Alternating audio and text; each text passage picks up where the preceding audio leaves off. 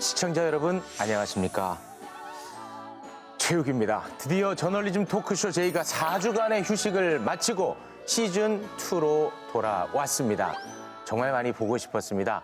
시즌2를 맞이해서 저희가 새로이 단장을 좀 해봤는데요. 먼저 큰돈 들여서 세트를 싹 바꿨습니다. 그리고 새 얼굴들과 함께 할 텐데요. 함께 할 분들을 소개해드리겠습니다. 먼저 유일한 헌 얼굴입니다. 비평 끝판왕 강유정 강남대 교수님, 어서 오십시오. 안녕하십니까. 네, 강유정입니다. 반갑습니다. 네. 시즌2를 맞이했어요. 시즌1에 비해서 뭔가 좀 달라진 각오라고 있을까요? 어색하기도 하고 새롭기도 한데 그나저나 최욱 씨를 이 자리에 앉아있는 최욱 씨를 늘 보다가 거기 앉아 계신 거 보니까 네. 그 KBS의 아들답게 더 라이브의 그 더블 MC를 넘어서서 이제는 네. 혼자 단독 MC 보시는 겁니다. 네, 시즌2는 실력 위주로 가기로 네. 철학의 방향을 틀었습니다. 네, 아무튼 간에 시즌2 더욱더 날카로운 비평을 부탁을 드리겠습니다. 네. 먼저 함께할 새 얼굴 영상으로 만나보시죠.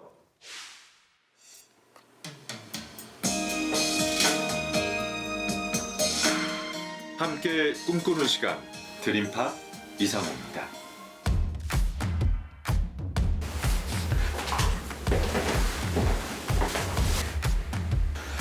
부담이 좀 많이 되긴 했었어요. KBS 대표 미디어 비평이다 보니까 뭐 부담감만 가지고 있다고 진행이 또 잘 되는 건 아니잖아요. 배워 나가면서. 안녕하세요. 아나운서 이상호입니다.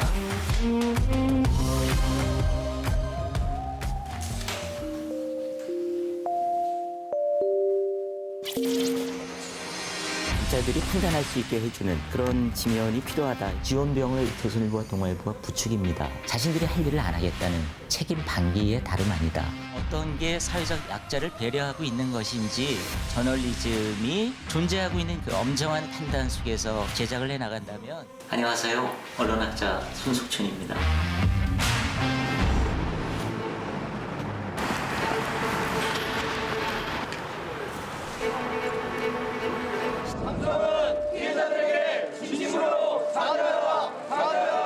삼성반도체 공장에서 2013년에 2,000건의 버리관의 적발 물질이 노동자들의 질병과 사망을 일으켰다고.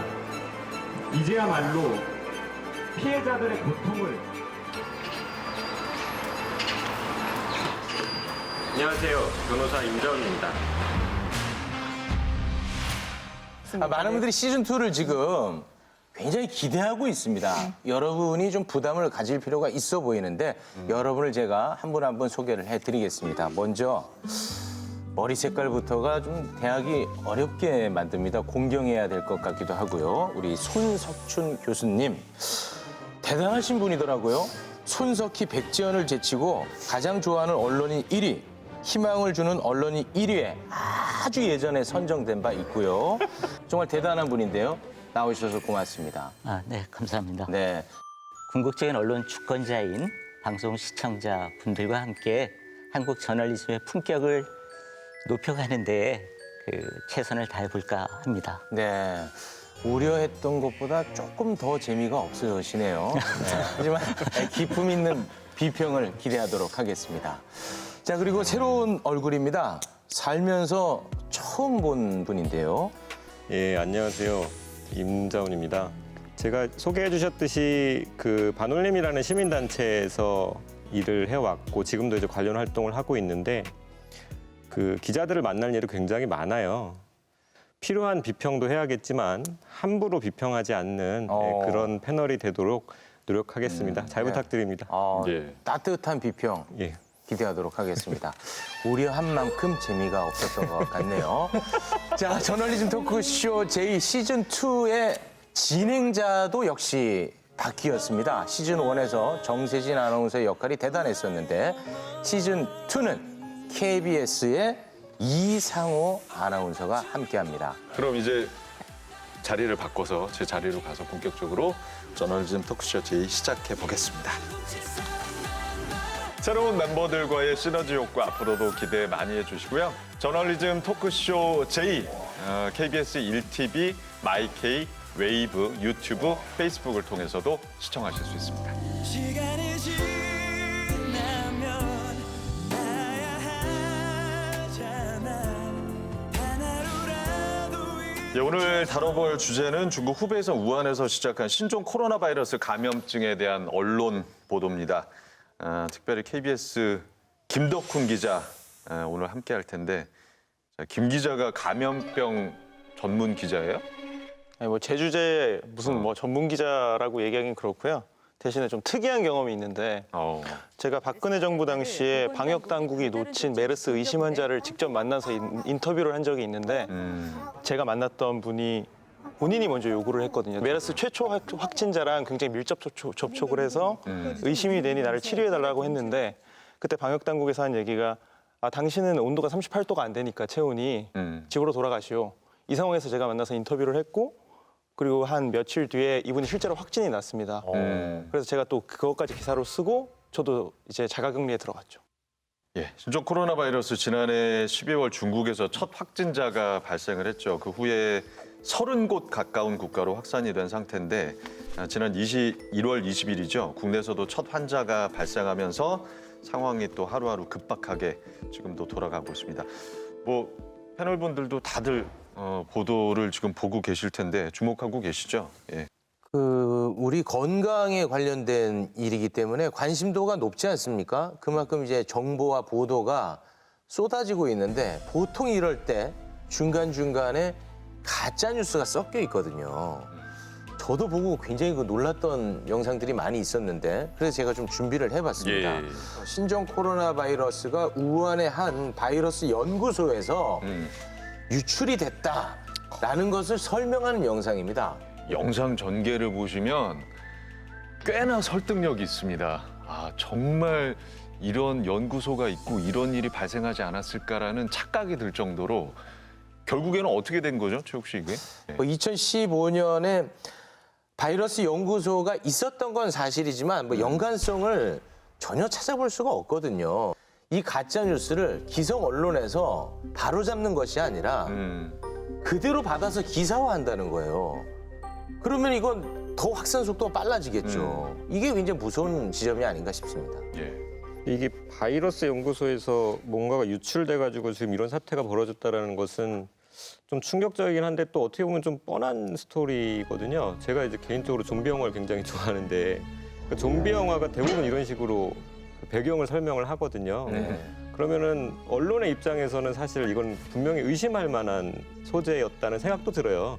예, 근데 그것에 대한 의심의 조치 없이 그리고 이게 기사를 통해서 재생산되는 순간 독자들이 빠르게 클릭할 거라는 판단은 누구나 다 또 예측할 수 있잖아요. 그럼 그 판단에 기대어서 그냥 보도한 게 아닐까라는 생각이 좀 드네요. 2015년에 우한에 바이러스 연구소가 있다는 건 사실이고 그 네. 사실들을 엉성하게 엮어내면서 확증 편향으로까지 이어지고 있거든요. 네. 이게 우리가 유튜브라던가 혹은 SNS 미디어를 통해서 볼 때랑 기성 미디어를 통해서 볼 때 그 신뢰감 문제는 굉장히 달라지거든요. 기성 미디어라는 것 자체가 어느 정도 신뢰감을 가지고 있는 기사겠거니 하는 사람들이 어떤 신뢰감 위에서 형성되어 있기 때문에 이거는 장사를 위해서 어느 정도 공포를 활용한 좀 비양심적인 언론 행위가 아닌가라는 생각이 좀 들긴 했습니다. 뭐 자극적인 것, 뭐 이런 거에 호소하려는 그런 경향들이 있어요. 그러나 한 가지 더 이제 생각해 보실 것은 선정적이고 폭력적인 또 유튜브나 이런 것에 대해서 그걸 이제 언론 주권자들은 내가 그 사람들의 돈벌이에 이용되는 것은 아닌지 내가 클릭함으로 해서 이런 거에 대한 성찰은 필요할 것 같아요. 네, 언론의 책임이 물론 있고요. 그러니까 질병은 곧 공포, 자극 이런 것들은 또 돈이 되는 악순환에서 벗어나지 못하고 있는 형국인데 감염병에 대한 공포 마케팅 책임 있는 언론이라면 교수님께서도 말씀하셨다시피 멀리하는 게 당연한데 우리 언론이 이 비판에서 얼마나 자유로울지 좀 살펴보도록 하겠습니다. 먼저 설 연휴가 끝난 직후인 1월 28일이죠. 주요 일간지 일면을 좀 들여다볼 텐데 10대 일간지 중에서 무려 7개의 언론사에서 일면 헤드라인에 뚫렸다, 뚫렸다라는 표현을 썼습니다. 그러면서 우리 정부의 검역 체계를 비판했는데 이 기사들 보신 분들 계실 거예요. 어떻게 좀 보셨어요? 이게 뚫렸다라고 일종의 피동사죠. 그러니까 당한 거예요. 당했다라는 걸 굉장히 강조하고 있는데 이 뚫렸다는 말 자체가 굉장히 이 병의 초기임에도 불구하고 우리는 되게 무능하다 혹은 우린 여기서 좀 무대책인 것은 아닌가라는 또 다른 불안감을 주기 때문에 어떤 점에서 있지도 않은 사실을 통한 재해석을 독자들 혹은 언론 소비자들에게 전달하고 있기 때문에 굉장히 좀 조심했어야 될 표현인데 흥미롭게도 거의 모든 종이신문들이 다 뚫렸다라는 표현을 약속이나 한 듯이 같이 쓰고 있다라는 거는 이런 어떤 언어 사용에 대한 네. 철저한 좀 자기 의식이 없었던 것은 아닌가라고 생각이 듭니다. 제가 좀 궁금한 게 있는데요. 이 불감증보다는 이제 과도한 반응 같은 것이 국민의 건강에는 어찌됐든 뭐 결론적으로는 조금 더 도움이 될 것 같다는 생각도 들거든요. 네. 이 과도한 공포심을 자극하는 것 또는 이제 과도한 정부 비판이 왜 나쁜 건가요? 마치 나라가 곧 무너질 것처럼 이렇게 이야기를 하는데요. 이게 날마다예요, 날마다. 날마다 신문 사설에 그렇게 나오고 그리고 종편 방송을 통해서 계속해서 뭐 시사 프로그램을 통해서 그렇게 이야기를 합니다. 그런데 좀 자제를 할 필요가 있을 것 같아요. 저는 적어도 이 문제에 관한 한 전염병과 생명권에 관한 한은 국민들이 그래도 정부를 믿을 수 있도록 이렇게 해나가는 게 중요한 거고요. 그리고 정부 정책에 어떤 문제점이 있다면 거기에 대해서 차분하게 그것도 문제 의제 설정을 해나가는 방식으로 보도해야 된다라고 생각을 합니다. 위약 효과 말 그대로 나는 아무렇지도 않음에도 불구하고 아프다라고 충분히 고민하고 공포에 빠질 수 있는 이런 상황에서는 더더욱 중앙 집권적인 어떤 대처 방안에 대해서 비판을 할 수 있지만 흔들지 말아야 되는데 대개의 언론들이 많은 부분에서 흔들고 있는 방향으로 가고 있다는 건 저뿐만 아니라 대개 많은 소비자들이 좀 공감하고 있는 형국가 아닌가 싶습니다. 네. 그러니까 뭐 공중보건 전문가라는 분들이 일치되게 사실 말하는 해법이 이 공공의 그 시스템에 자신을 당당하게 드러낼 수 있도록 그러니까 증상이 있는 사람이건 그게 의심되는 사람이건 그걸 발견한 사람이건 그 이웃에 있는 사람들이 모두 신뢰하고 드러내서 이게 공적인 영역에서 관리될 수 있도록 해야 된다라는 얘기를 사실 전부 다 하고 있거든요. 근데 지금 말씀하셨듯이 그러한 시스템을 운영하고 있는 정부에 대한 불신을 계속 만들어내 버리면 나한테 나 같아도 그럴 것 같아요. 증상이 있는데 내가 저기 수용됐다가는 나 정말 더 아플 수도 있다. 저 사람들이 날 치료 제대로 못할 수도 있다. 차라리 여기 숨어서 지나가기를 기다리는 게 나을 수도 있다라는 생각을 사실상 하게끔 만드는 보도라는 생각도 드는 거예요. 예, 지난 1월 28일 조선일보 기자의 우한 탈출기 이건 아마 보신 분들 많으실 겁니다. 조선일보 베이징 특파원이 우한 지역에 들어간 후에 중국 당국의 봉쇄령을 뚫고 여기도 뚫고가 나오네요. 뚫고 탈출하는 과정을 보도를 했습니다. 검문소에선 경찰과 방역복을 입은 사람들이 차를 돌려세우고 있었다. 공사 중인 도로를 포함해 비포장 도로를 달렸지만 3차례나 막다른 길에서 차를 돌렸다. 지도에 없는 고가 및 도로에 들어간 끝에 기자가 탄 차는 검문소를 우회하는 데 성공했다. 차량 수십 대가 기자가 탄 택시와 함께 우한을 빠져나왔다. 예. 기사라기보다는 거의 진짜 탈출기 정말 본인들이 그렇게 제목을 붙이긴 했어요.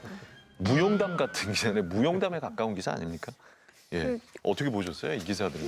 이 기사는 전형적인 스토리텔링 기사라고 할 수 있겠습니다. 왜냐하면 일단은 자기가 주관적인 시점이 거의 100% 이 사실을 전부 다 커버하고 있고요. 그 외에 어떤 객관적인 사실이라고 할 만한 것들이 들어가지 않았다는 겁니다. 그러니까 스토리텔링을 했는데 이 글의 목적이 무엇인가 해서 목적을 알 수가 없어요. 아비규환이었다, 힘들었다, 그리고 공포스러웠다라는 이 공포감을 재생산하는 것 외에 이 글의 목적을 찾을 수 없다면 그렇다면 지금 우한에 남아있는 분들이라거나 혹은 감염병에 대해서 굉장히 공포심을 가지고 있는 대개의 언론 소비자들은 저는 이해 당사자라고 보거든요. 이 이해 당사자들이 이 글을 읽음으로써 뭘 얻을 수 있는가? 기사에 실을 때는 공익적 목적이 있어야 된다는 거죠. 만약에 이 기사 말미에 이처럼 중국의 지금 이 관리가 허술하다라는 분석이라도 있으면 그만한 공익성을 좀 찾을 수는 있을 것 같아요. 근데 이제 그것도 아니잖아요. 저는 이거 보고 그냥 그런 생각이 들더라고요. 이건 마치 다 큰 어른이 차들이 쌩쌩 달리는 8차선 도로를 무단횡단한 다음에 그 체험기를 그냥 이렇게 얘기하는 뭐 그런 느낌과 뭐가 다른가 이런 생각이 좀 들더라고요. 그러니까 이게 해봤더니 아무렇지 않았어. 뭐 그리고 이런 식으로. 굉장히 긴박하고 스릴 있었어. 근데 나는 그걸 해냈어. 뭐 이런 느낌으로 들렸어요. 그 비슷한 비판의 댓글들이 실제로 많이 달리고 있는데 아까 우리 변호사님이 좀비 영화 좋아한다고 하셨죠? 예. 거기에 빗댄 재밌는 댓글이 있습니다. 영화로 치자면 이 주인공이 탈출한 것이 아니라 좀비가 방역망을 뚫은 것이다. 이거는 민폐다. 예, 그런 류의 비판의 댓글들이 많이 달리고 있더라고요. 예. 근데 여기 뭐 유일하게 또 기자분이 나와 계시니까 네. 요거 뭐 어떤 취재 매뉴얼 같은 거 따로 없습니까? 취재 보도 준칙이라는 게 아마 모든 언론사들이 자기네들만의 기준을 가지고 있을 것이고 우리 KBS도 그 현장이나 그다음에 취재 윤리상 일반적인 내용을 담고 있거든요. 근데 이 기사가 이제 KBS 재난 보도 준칙을 기준으로 삼았을 때 어떤 부분을 어겼냐면 네.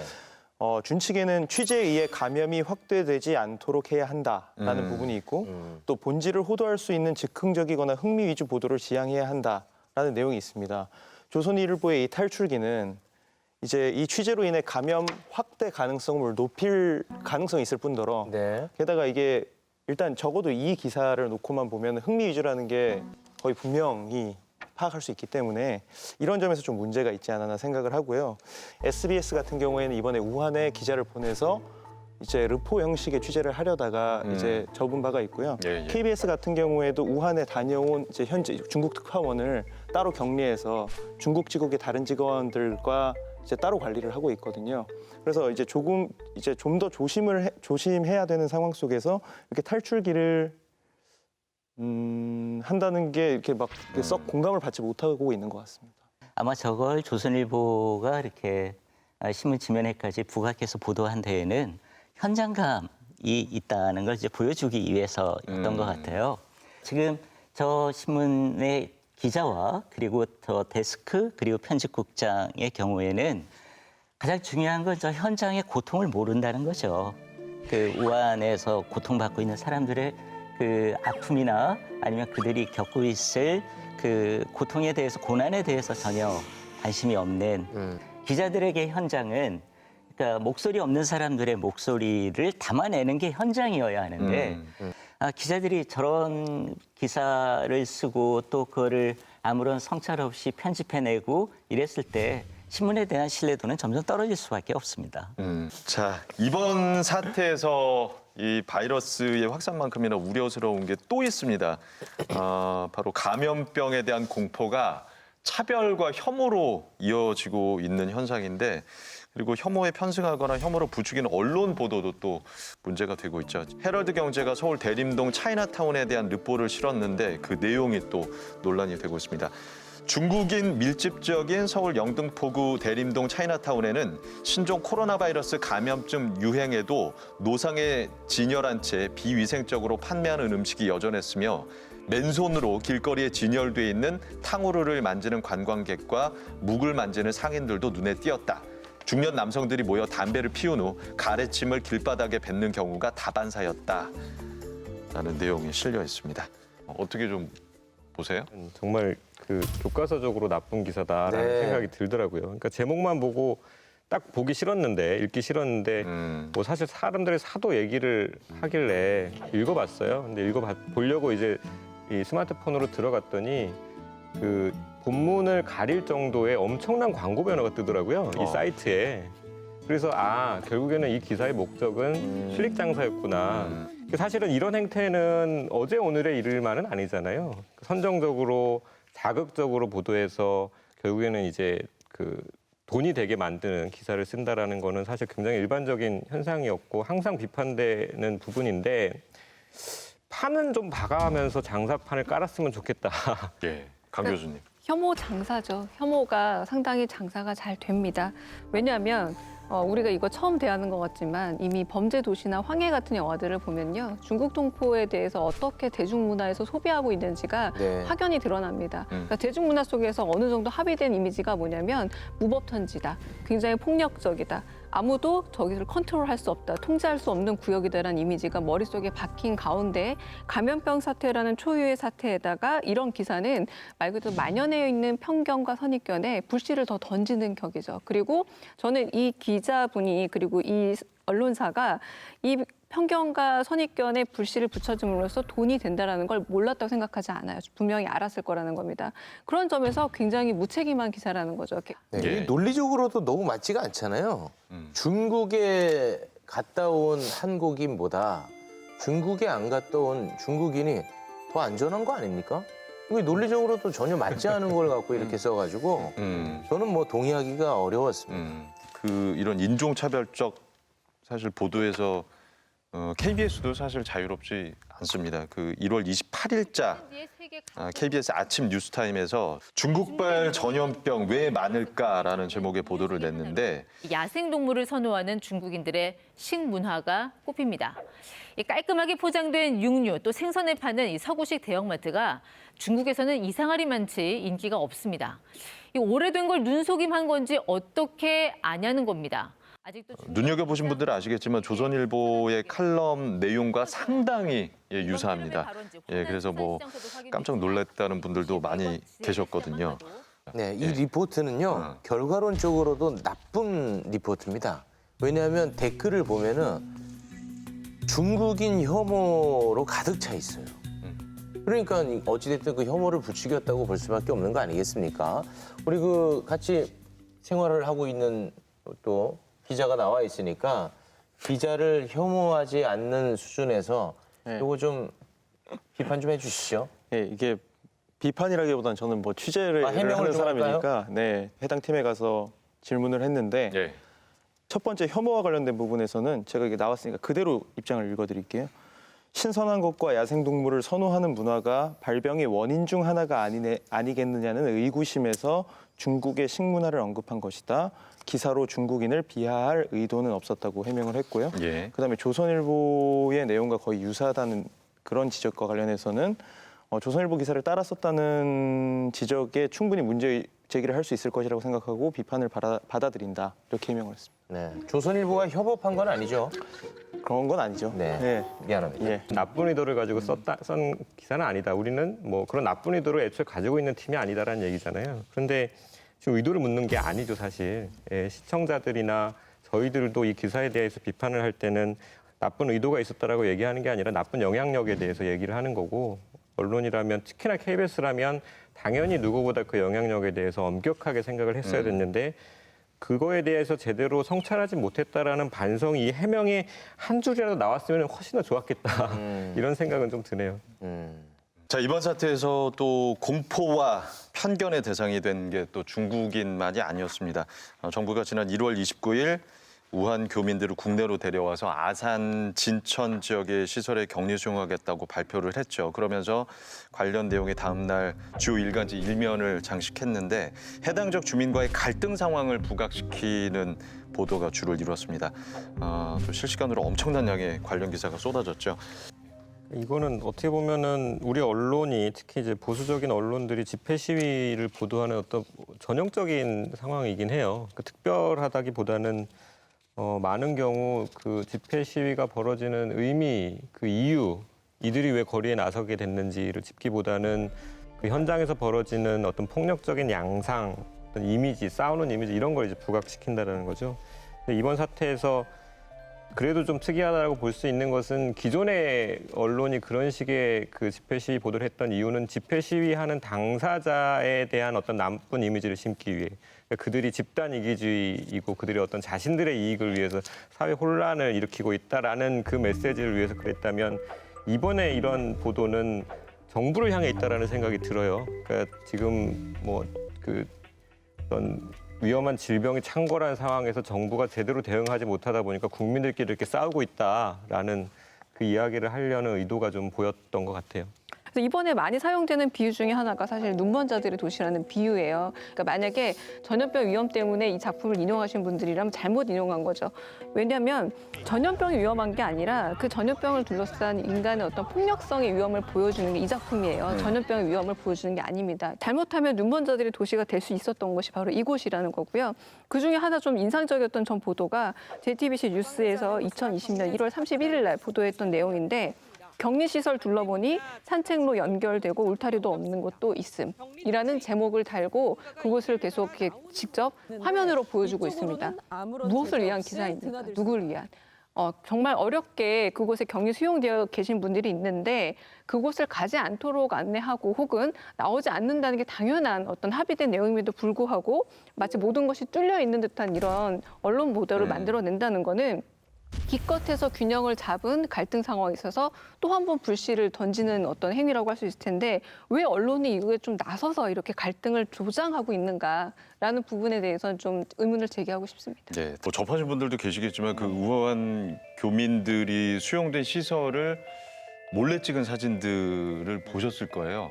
그러니까 제가 만약에 저 이미지 속의 인물이라고 생각하면 일단 굉장히 불쾌할 것 같고 예. 나를 무슨 하나의 취급했다, 나쁜 존재로 취급했다, 조금 혹은 골치 아픈 존재로 취급했다라는 인상이 바로 들 것 같아요. 이런 식의 보도는 사실 뭐 굉장히 이슈가 되고 있는 정치인이나 아니면 어떤 연예인들의 어떤 가십 기사에서 많이 보이잖아요. 저는 그러한 식의 보도가 옳은지에 대해서도 따져봐야겠지만 그럴 때 항상 언론에서 하는 얘기는 저 사람들은 공인이고 뭐 대중의 사랑을 받아서 돈을 벌고 있고 하기 때문에 저런 상황을 감내해야 된다라고 얘기해요.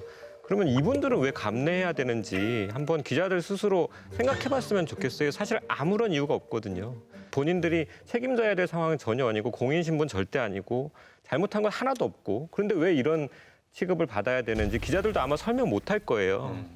근데 저렇게 격리되어 계신 분들도 그렇고요. 그리고 아산 진천에 그 살고 계시는 분들도 그렇고요. 어떻게 보면 참 큰 피해자 같아요.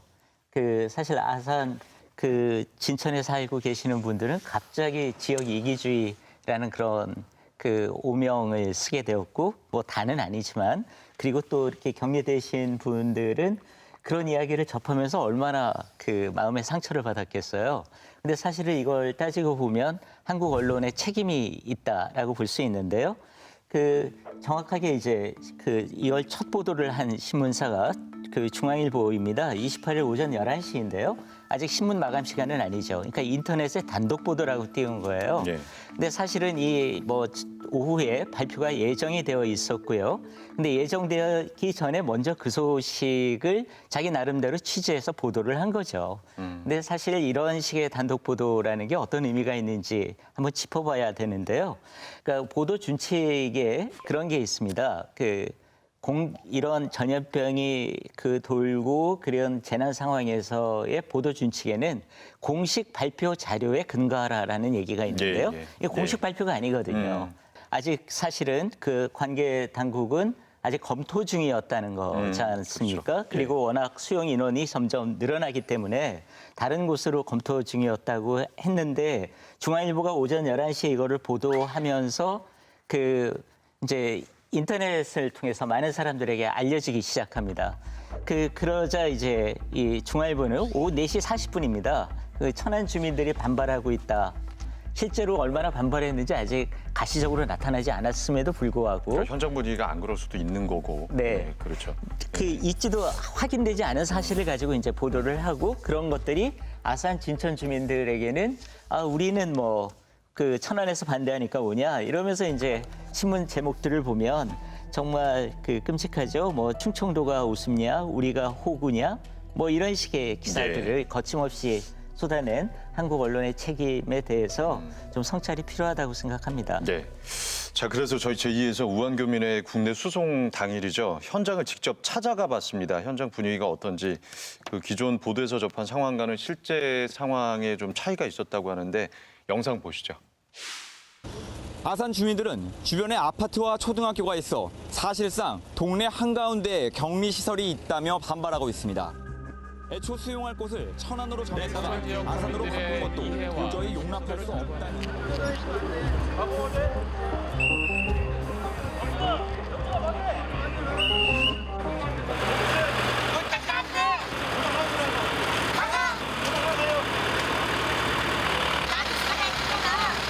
정부에서 그럼 우리 더 튀는데 우리 국내 몇 명이 무슨 간당이 돼요.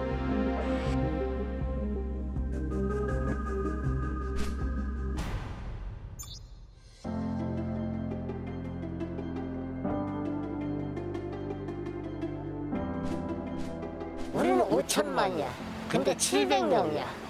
5천만이 700명을 알아주지 못하면 우리는 할 말이 없는 거지. 인정을 하긴 해. 등록은 그 상의를 했어야지. 서운하시다는 거예요. 네. 위험하다고는 또 생각 안 하신대요. 네. 그거 딴 거 없어. 존재하지도 않는 지역 갈등을 기사로 인해서 오히려 증폭시키는 거 아니야? 100% 동의합니다. 네. 지역이 그 임기라는 거를 뭐 앞에 제목으로 뽑아서 쓰게 되면서 그런 매체가 몇 군데 있었잖아요. 네. 일단 이분들이 중점적으로 화가 건 그 부분이 아니었다는 점이. 자기 죽으면 안 되잖아라고 저렇게 트랙터에서 말씀하시잖아요. 근데 사실 저분한테 가서 제가 진짜로 감염될까 봐 두려워서 그렇게 말씀하시는 거예요? 라고 물어봤더니 그거 아니라고. 그럼 뭐예요? 사실 우리가 그거- 만만해 보이냐? 그렇죠. 그러니까 왜 우리랑 합의를 안 하냐 이런 서운함 때문에 사실 그런 거였다라고 말씀을 하시더라고요. 네. 이거 언론이 부추긴 게 그럼 사실이네요. 이 인터뷰한 것만 보면. 실제 취재 보니까 분위기가 그 보도된 거하고는 완전히 다른 거였군요. 네, 그 SNS를 보면은 실제로 이 지역 주민분들을 비난하는 글들이 굉장히 많거든요.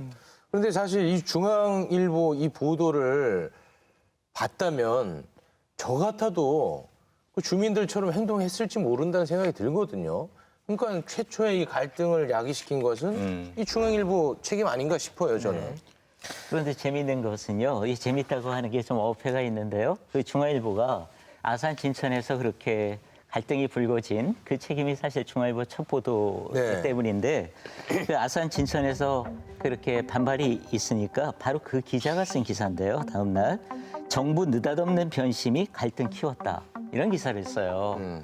사실 그 보도가 없었더라면 중앙일보의 그 단독 보도라는 그게 없었더라면 뭐 일어나지 않았을 수도 있는 현상이죠. 느닷없는 보도가 갈등을 키웠다. 이게 정확하겠죠? 그렇죠. 고맙습니다. 네. 그러니까 그 아산 진천 주민들의 중에서 당연히 그 과정 때문에 뭐 싫었을 사람들이 분명히 있겠죠. 왜 우리 지역으로 오냐 저쪽에서 반발한다고. 근데 그럼에도 불구하고 뭐 이러이러한 이유를 따졌으니까 제일 합당하니까 오겠지라고 생각했던 분들도 분명히 있을 텐데 과도하게 저쪽에만 대표성을 부여하면서 그분들이 집단 이기주의 집단이 돼버린 거예요.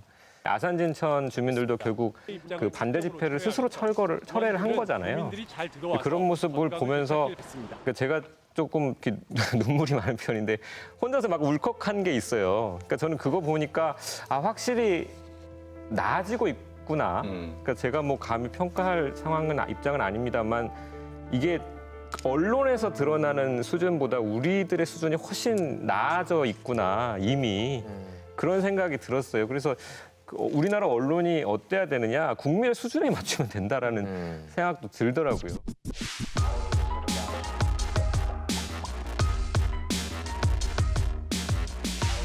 자, 그렇다면은 아산 진천 쪽의 우한 교민 수용과 관련된 보도 김덕훈 기자 그 제2에서 좀 더 중심이 잡힌 기사로 다시 한번 써본다면 이게 어떤 내용으로 좀 탈바꿈할 수 있을까요? 사건이 다 정리되고 보니 이렇게 쓰는 게 조금 더 갈등을 해결하는데 도움이 되는 기사가 아니었을까라는 네. 취지에서 제240스키를 준비를 했고 네, 취지는 매우 좋고요. 네, 네, 근데 그것이 맞습니다. 김덕훈 기자라는 게 살짝 그게 안타까운 우려스럽습니다.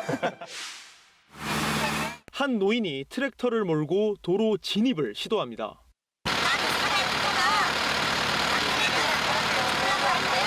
주민들이 느끼는 감염 공포는 실제 어느 정도일까? 이 80대 노인 뜻밖의 대답을 합니다. 위험하다고는 또 생각 안 하신대요. 안 했지. 아니 그냥 말씀하신 거예요. 그냥. 인정을 하긴 해. 등록은 그 상의를 했어야지. 주민 상당수는 감염 공포보다 언론을 통해 드러난 정부의 수용시설 결정 과정에 불만이 있다는 겁니다. 혐오 시설을 피하려는 지역 이기주의로 주민들을 몰아세운 보도에는 거부감도 드러냅니다. 안 좋은 기사를 많이 뜨면 그걸 보고 그냥 인식이 그렇게 바뀐 거죠. 우한 교민을 태운 버스 15대가 수용시설인 경찰인재개발원에 진입합니다. 주민들은 시위 대신 담담히 교민들의 안전을 기원했습니다. 감염병으로 인한 국가적 재난 상황 사실 이번이 처음이 아니죠. 2003년에 사스, 2009년에 신종플루, 2015년 메르스까지 한간에서는 바이러스 6년 주기설이 돌 정도로 자주 경험을 했는데 그리고 저널리즘 토크쇼 제의는 당시 언론 보도 또한 또 낱낱이 기억하고 있습니다. 그래서 저희가 찾아봤습니다. 오늘의 코너, 과거의 보도를 통해서 언론의 태도를 돌아보는 뉴스 강제 소환입니다. 자, 2009년에 신종플루 감염자 수가 70만 명을 육박했고요. 2015년에는 한국이 메르스 발병국 세계 2위라는 오명을 듣기도 했죠. 이렇게 심각한 상황 속에서 언론 보도는 어땠을지 최욱 씨가 자료를 좀 모아봤다고요. 네, 자료를 한번 쑥 훑어봤는데요. 아까 뭐 어땠어요? 공포를 부추겨서는 안 된다 이런 말씀들을 해주셨는데 그때도 뭐 크게 다르지 않았던 것 같아요. 뭐 신종플루, 메르스 때도 공포, 패닉 이런 뭔가 좀 과격한 선정적인 단어가 들어간 헤드라인이 많이 있었습니다. 2015년 그 연합뉴스 같은 경우엔 좀 분노가 일은 그런 기사인데요. 마지막 환자가 죽었으니 메르스 종식이다. 결론적으로는 이겁니다. 메르스에 감염이 되었지만 메르스에 돌아가신 것도 아니고요. 림프종 치료를 제대로 받지 못해서 돌아가셨는데 결국 이 말은 뭐냐면 이걸 뉴스로 만들었다는 것 자체가 문제지만 이분을 숙주 취급만 한 겁니다. 최후의 숙주가 사라졌다라는 말과 뭐가 다르냐는 거죠. 지금도 사실 우리가 이런 기사에서 자유롭냐 생각을 하면은 감염자 혹은 전염자들을 어떻게 우리가 대하고 있는가 별로 달라진 바가 없다는 점에서 그렇게 나아진 건 없어 보입니다. 그건 진짜 충격적이네요. 마지막 환자가 죽었으니까 메르스 종식. 결국은 이제 안심하고 기뻐하라 이거 아닙니까? 참 이거는 도의적인 측면에서 봐서도 굉장히 잔인하네요. 예. 두 번째로 짚어볼 게 소극성입니다. 감염병 보도 자체는 소극적이었다고 보는 이유. 단적인 예로 조선일보를 또 줄 수가 있겠는데 국내에서 첫 확진 환자가 발생한 이튿날인 2015년 5월 21일 조선일보가 치사율 40% 중동 사스 국내의 첫 환자라는 제목으로 이 소식을 16면에 실었습니다. 그 후 일주일 동안 이루어진 보도가 지면 기준으로 해서 총 5건. 이번 신종 코로나 바이러스 사태에서 국내 확진자 발생 첫 보도 후에 일주일간 44건의 기사가 나왔던 것과 비교했을 때 상당한 차이가 있습니다. 그리고 메르스 보도가 조선일보 일면에 실린 건 첫 확진자 발생 열흘 만인 5월 30일이었습니다. 메르스 기사를 일부러 피했다고밖에 생각이 드는 부분이 좀 있어요. 예, 어떻게 보셨어요? 사실은 지금 그 코로나 사태와 관련해서 정부의 대응 방침이 무대응이다, 완전 무방비다, 뭐 이런 식의 보도를 하려면 사실 조선일보는 이때 했어야 되죠. 그때는 그렇게 소극적으로 보도하고 소극적이라는 말도 사실은 아까운데요. 거의 뭐 외면하듯이 보도했었던 축소 보도했던 이 신문이 지금은 거의 날마다 문재인 정부의 대응이 없다, 뭐 완전 구멍 뚫렸다 이런 식으로 보도하는 것은 저는 그래요. 조선일보라고 해서 다 문제가 있는 보도다 이렇게 얘기할 수는 없어요. 그러나 적어도 이런 보도와 관련해서는 조선일보 젊은 기자들이 좀 문제의식을 가졌으면 좋겠어요. 네, 당시 조선일보 5월 21일자부터 5월 29일자 일면 기사를 저희가 좀 찾아봤는데 21일 같은 경우는 북도 돌변, 반기문 맞고 핵 소형화 협박, 23일에는 충남 태양광 산업 메카로, 25일에는 막말과 조롱, 원조 친노의 귀환, 27일 박근혜 대통령 4달 14일 방미, 29일 58조 국고보조금 노리는 도둑들. 예. 메르스 관련 기사는 일면에 없습니다. 사실은 조선일보만 보는 분들이라면은 진짜 메르스 관련 내용을 거의 접하지 못하셨을 것 같다는 생각이 들어요. 심지어 이때 당시에 메르스란 질병이 워낙 낯설었기 때문에 신종 플루도 역시 낯설었지만 당연히 굉장히 먼 곳에서 일어난 질병처럼 여기고 있던 대부분의 시민들과 언론 소비자들에게 뉴스화되지 않으면 도저히 이 병의 정체도 몰랐던 상황이라는 게 더 큰 문제입니다. 얼마나 언론이 어쩌면 이때는 워치독으로서의 역할, 감시의 역할이라는 게 갈등을 만들어내거나 그 없는 갈등을 만들어서 그걸 취재한 다음에 후 취재를 이어가는 게 아니라 현재 있는 팩트, 사실에 대한 어떤 취재와 보도라면 이때는 책임을 방기했다라고 말할 수밖에 없는 거죠. 예. 그러다가 이제 조선일보가 2015년 6월 15일자 일면 중앙에 대통령의 동대문 상가 방문 사진을 크게 실으면서 이제 메르스 관련 보도를 하기 시작합니다. 한국의 관광지와 상점가가 안전함을 살려 정상적 경제 활동이 계속되도록 해야 한다. 이런 대통령의 발언과 직접 머리핀과 원피스 두 벌을 구입하기도 했다는 소식을 자세히 전하고 있습니다. 그 외에도 이제 보수 언론과 경제지에서 청와대 그 메르스 경제 위기론과 이거를 맞춰서 내보낸 기사가 참 많았거든요. 사실 우리 언론이 사회 다양한 이슈를 경제 문제로 치환하는 습관이 있어요. 그러니까 노동 문제도 경제 문제고 인권의 문제도 경제 문제고 사실 그건 사람 문제거든요. 그래서 이제 본질을 결국에는 흐트러뜨리고 그리고 이제 그러면서 취하는 방식이 또 있죠. 노동과 인권의 문제는 특정 집단 이익의 문제인데 경제의 문제는 우리 사회의 문제고 국가의 문제다.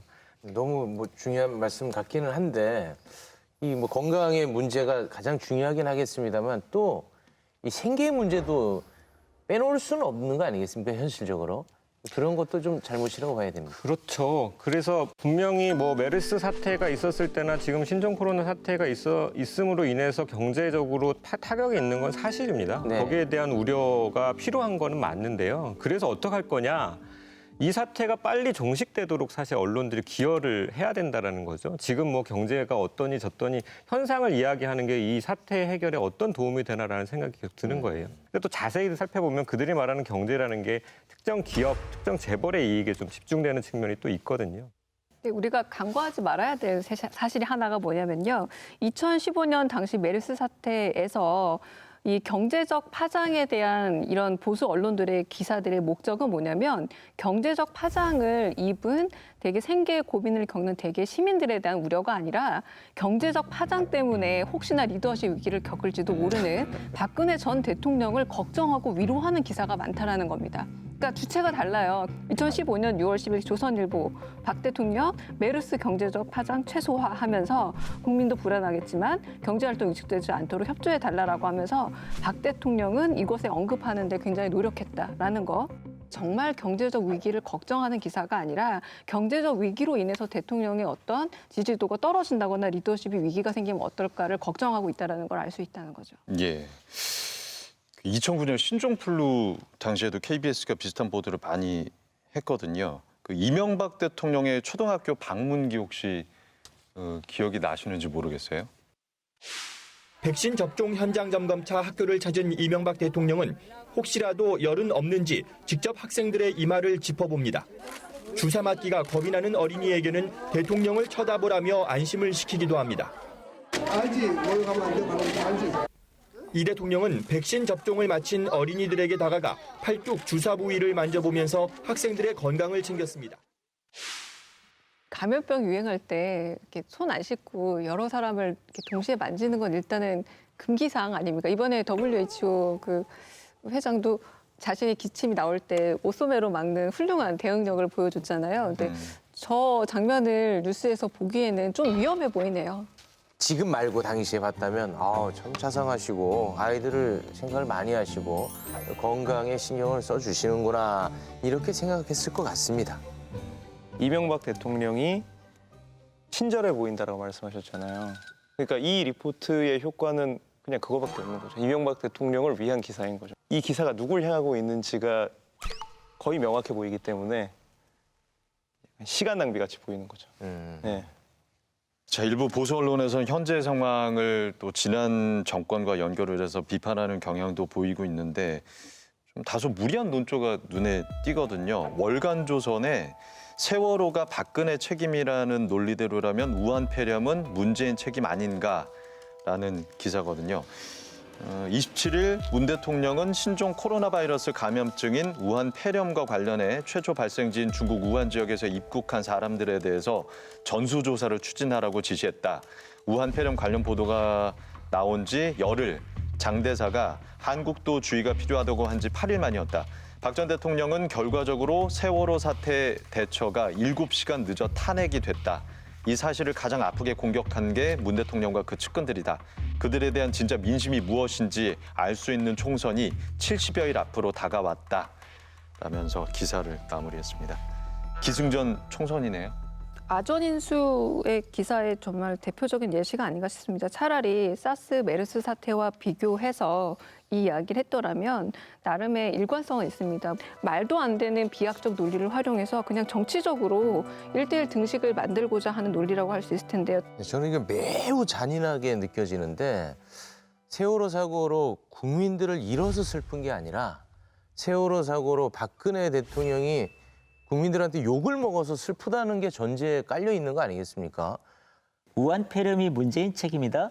이건 아무런 인과성이 없는 이야기인데 기자가 정말 이렇게 생각하는 것인지 아니면 사주가 지금 총선 국면에서 어찌됐든 문재인 정부에 대한 부정적인 시각을 갖고 있기 때문에 거기에 대한 그 호응인지 이해할 길이 없습니다. 개탄스러운 기사라고 할 수밖에 없죠. 근데 저도 좀 흥미로운 기사 하나 봤는데 데일리안에서 2월 2일자에 제목이 원희룡이 옳았다예요. 그러니까 제주 무사증 입구 금지를 한 것에 대한 건데 바로 2월 4일자 중앙일보에서도 뼈를 깎는 원희룡 지사의 고통이라는 표현이 쓰여져 있습니다. 그러니까 일부 자신들과 어떤 정파적인 공통성이 있는 경우에는 굉장히 강조해서 부각을 하고 있는 게 지금도 역시 마찬가지고 반대로 그런 어떤 공과의 문제에 있어서 조그마한 실수라도 하게 되면 그것을 굉장히 크게 혹은 무관한 일조차도 어떤 관련성 있는 것을 엮어내고 있는 거는 과거뿐만 아니라 지금도 역시 마찬가지다라고 보여져서 어떤 재난이란 사태를 정치적으로 이용하고 있는 건 언론이 예나 지금이나 너무 좀 과도하게 하고 있는 것은 아닌가라는 생각이 드는 국면입니다. 네. 기승전 총선 말고도 하나 더 발견한 게 있다면서요, 최욱 씨. 제가 그 시즌 1에 출연하면서 보수 언론들의 몇몇 그 패턴을 좀 발견할 수 있었거든요. 여기 보면은 이제 기승전 최저임금, 기승전 탈원전, 기승전 주 52시간 이런 이제 패턴들이 있었는데 이번에도 역시 예외가 아니었습니다. 우한 폐렴이 초비상 사태인데 한국산 마스크를 만드는 국내 제조사가 주 52시간에 발목이 잡혔다. 이런 류의 기사가 역시나 있었습니다. 파이낸셜 뉴스는 사설에 마스크 연장근로 반대, 노동계 이기심의 경악. 아예 노동계는 전부 그 자기 이기심에 가득 차 있는 것으로 이야기를 했고요. 문화일보 사설은 52시간제 부당성 보여준 마스크 사태와 노총 어깃장. 이제 이런 식의 아주 감성적이고 자극적인 표현을 쓰거든요. 마스크를 지금 부족하기 때문에 생산해야 되지 않느냐. 지금도 생산할 수 있어요. 현행법으로도 재난 상황에서는 얼마든지 예외 조항을 둘 수 있다는 게 현행법에도 있거든요. 네. 그런데 그런 사실관계 빼놓고 이제 민주노총과 한국노총 이렇게 이제 비판하는 한국 언론의 보도는 이건 기본적인 사실 확인이 안 돼 있는 거고요. 그리고 악마화하는 거죠. 네. 만약에 이런 기사들이나 사설을 의도하지 않고 썼다면 왜 자신이 이런 무의식 중에 이런 기사를 쓰는지 이런 논평을 하는지에 대해서 한번 짚어보시기를 권해드립니다. 오늘 성찰을 많이 요구하시네요. 하다 보니까 그렇게 됐네요. KBS가 아시다시피 유일한 재난 방송 주관사입니다. 재난 발생 시에 관련 당국으로부터 들어오는 소식을 가장 신속하고 정확하게 국민에게 제공할 책임이 있는데 이번 신종 코로나 바이러스 사태에서 KBS의 보도, 재난 방송 주관사로서 어땠는지, 어떻게 보셨는지. KBS의 시사 프로그램 더 라이브에서 이 국민의 건강을 걱정하는 마음으로 매일 이 아이템을 다루더라고요. 그런데 정확한 사실관계를 바탕으로 정보는 충족시켜주고 과도한 공포심은 줄여주는 아주 멋진 역할을 하는 것 같습니다. 본인이요? 계속 홍보하시는 거예요. 시청률이 생각보다는 많이 안 나오시는 하고 있다는 얘기 하시는 거구나.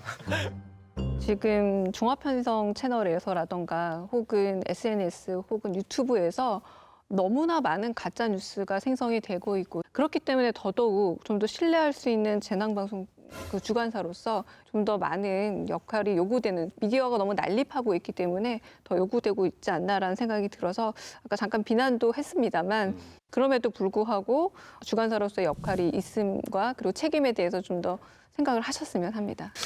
자, 이번 주에 처음으로 국내 확진자의 완치 소식이 들려왔습니다. 그리고 다른 환자들도 하루빨리 건강하게 일상으로 좀 돌아갔으면 하는 바람 가져봅니다. 이 언론의 감염병 보도 어떻게 좀 바뀌어야 할지 총평을 좀 해주신다면요. 재밌게 봤던 기사 중에 하나가 뭐냐면 대학생이 만든 코로나 맵 왜 정부는 못 만드나요라는 머니투데이의 기사였습니다. 이제 많이 화제가 되기도 했었는데 이건 사실 언론이 정말 잘할 수 있는 역할 아닌가, 맵 만들고 하는 거. 이건 충분히 오히려 언론사가 할 수 있었던 일임에도 불구하고 이조차도 정부 탓을 하고 있는 겁니다. 그러니까 왜 언론의 역할은 재난에 대해서 내부자로서 같이 이 재난을 극복해가는 주체가 아니라 극복하는 주체는 정부로 한정해 놓은 채 어떻게든 어떤 비난할 여지 혹은 실수를 찾는 이때만 워치독 역할을 강조하는가. 그게 아니라 언론 역시도 굉장히 감염력이 있는 확성기이기 때문에 중요한 역할을 하고 있는 내부자다라는 걸 좀 인식했으면 합니다. 적어도 최소한 국민들의 생명권인 이런 문제에 대해서는 과도하게 정부를 불신하지 않도록 함께 노력해 나가는 모습을 보이는 것이 그렇게 했을 때 나중에 조선일보나 TV조선, 동아일보나 채널A가 문재인 정부의 문제점을 비판할 때 좀 더 설득력이 있을 거예요. 인류가 겪은 감염병 사태가 굉장히 많잖아요. 흑사병, 스페인 독감, 에볼라 바이러스 쭉 이어지는데 또 그 안에서 발생한 굉장히 많은 희생자들이 있단 말이죠. 근데 우리 인류가 그 과정에서 아무것도 남기지 않은 것은 아니다. 그 병들고 죽어가는 사람 옆에서 이제 연구하고 고통스럽지만 계속 그 상황을 살피고 했던 그 지식들이 있어요. 그 지혜가 뭐냐면 혐오하지 말라는 거거든요, 사실. 그 경향신문에 박하선 박사가 하셨던 말이 감염자나 접촉자가 자신의 증상을 공개적으로 이야기할 수 있는 분위기가 중요하다. 이 말은 이 전문가 개인의 말이 결코 아닐 겁니다. 여러 고통스러운 역사를 쌓아오는 과정에서 인류가 감염병이랑 투쟁했던 역사의 과정을 겪으면서 인류가 갖게 된 굉장히 소중한 지혜거든요. 근데 혐오를 하게 되면 그 유산이 무력화되는 거죠. 그래서 우리는 이걸 지켜야 됩니다. 이런 상황에서 더 이상 혐오하면 안 된다. 그래서 혐오를 양산하는 정치인, 혐오를 양산하는 보도에 대해서는 어떤 그런 마음으로 비판하고 저항해야 된다라는 생각이 좀 들어요. 네. 저널리즘 토크쇼 제2 오늘 준비한 내용은 여기까지입니다. 이 방송은 KBS 1TV, 마이케이, 웨이브, 유튜브, 페이스북을 통해서도 보실 수 있습니다. 언론개혁 끝까지 함께하겠습니다. 다음 주 일요일 밤 9시 40분에 다시 뵙겠습니다. 고맙습니다.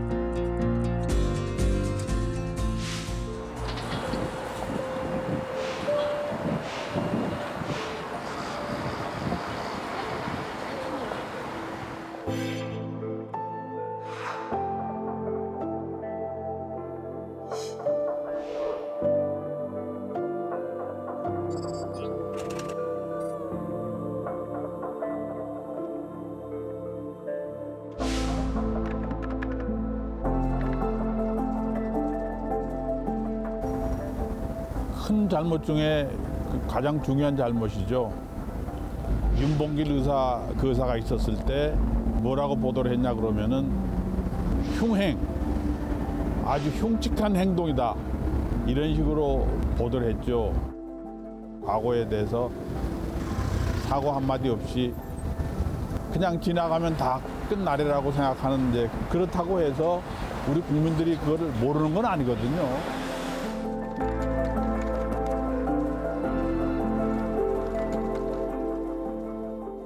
And I was waiting in the undertow. Said a drift fell away like bones. Unaware where my heart would flow. I was waiting in the undertow. And I was dreaming of a love I loved. I fell asleep within an autumn flow.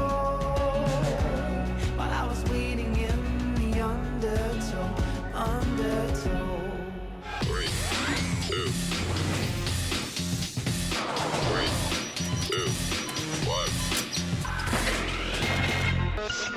1.